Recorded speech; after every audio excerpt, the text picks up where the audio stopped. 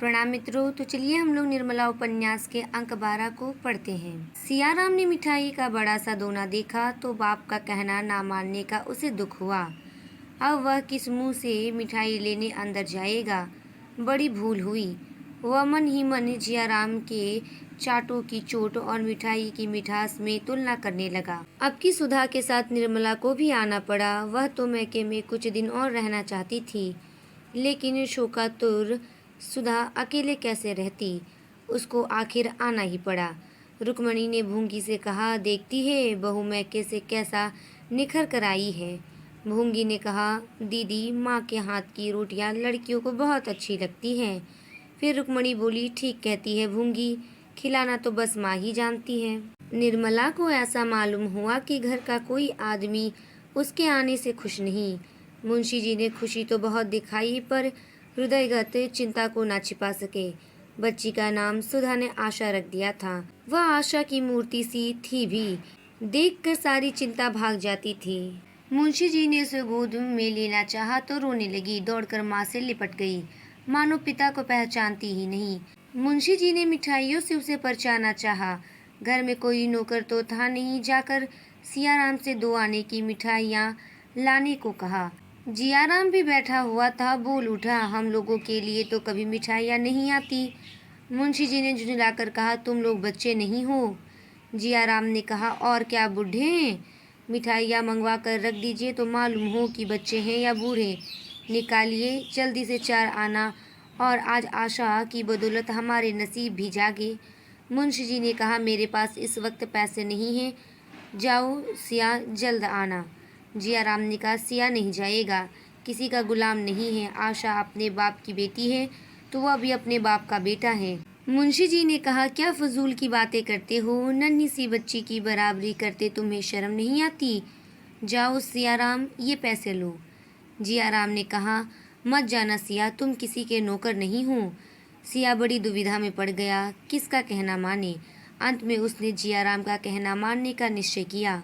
बाप ज़्यादा से ज़्यादा धुड़क देंगे, जिया तो मारेगा, फिर वह किसके पास फरियाद लेकर जाएगा। बोला, मैं न जाऊंगा। मुंशी जी ने धमका कर कहा, अच्छा तो मेरे पास फिर कोई चीज़ मांगने मत आना। मुंशी जी खुद बाजार चले गए और 1 रुपए की मिठाई लेकर लौटे। 2 आने की मिठाई मांगते हुए उन्हें शर्म आई। हलवाई उन्हें पहचानता था, दिल में क्या कहेगा।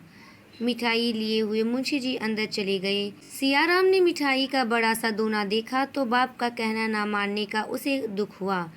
अब वह किस मुंह से मिठाई लेने अंदर जाएगा। बड़ी भूल हुई। वह मन ही मन जियाराम के चाटों की चोट और मिठाई की मिठास में तुलना करने लगा। सहसा भूंगी ने 2 तस्तरियाँ दोनों के सामने लाकर रख दी। जियाराम ने बिगड़कर कहा, इसे उठा ले जा। भूंगी ने कहा, काहे को बिगड़ते हो बाबू, क्या मिठाई अच्छी नहीं लगती? जियाराम ने कहा, मिठाई आशा के लिए आई है, हमारे लिए नहीं आई। ले जा, नहीं तो सड़क पर फेंक दूंगा। हम तो पैसे पैसे के लिए रटते रहते हैं और यहाँ रुपए की मिठाइयाँ आती हैं।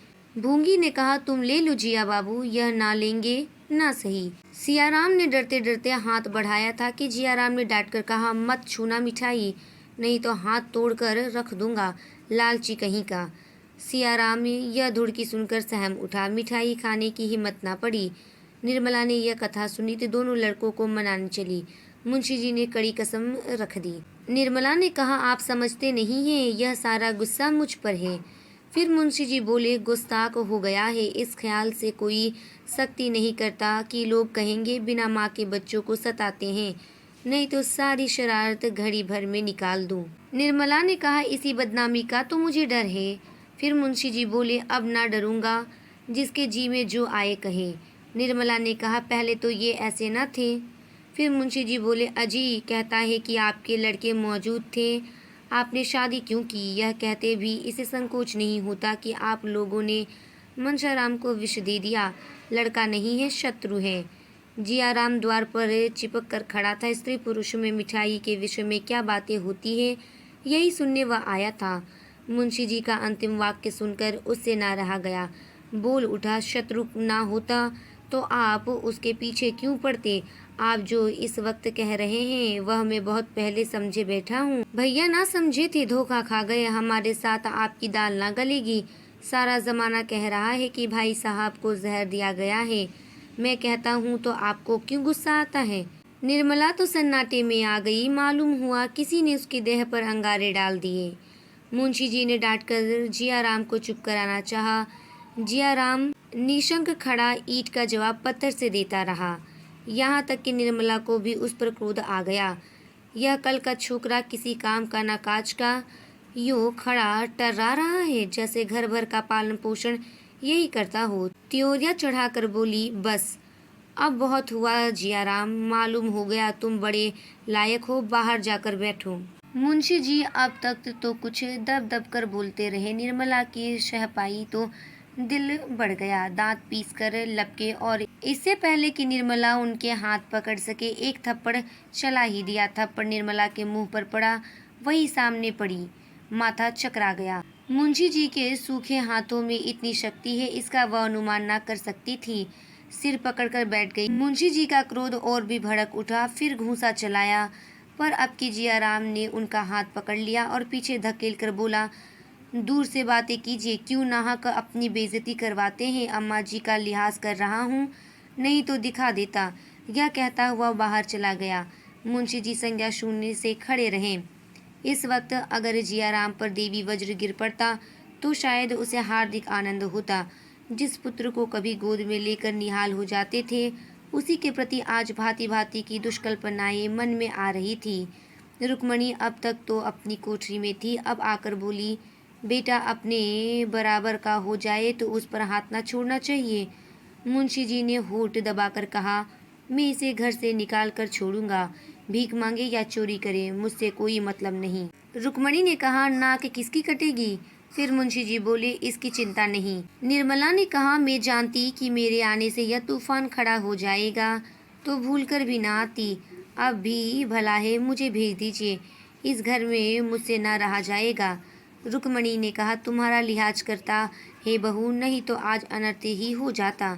निर्मला ने कहा, अब और क्या अनर्थ होगा दीदी जी, मैं तो फूंक फूंक कर पाँव रखती हूँ, फिर भी अपयश लग ही जाता है।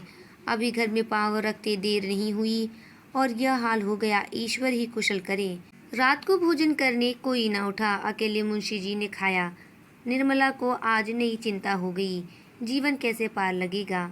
अपना ही पेट होता तो विशेष चिंता न थी, अब तो एक नई विपत्ति गले पड़ गई थी।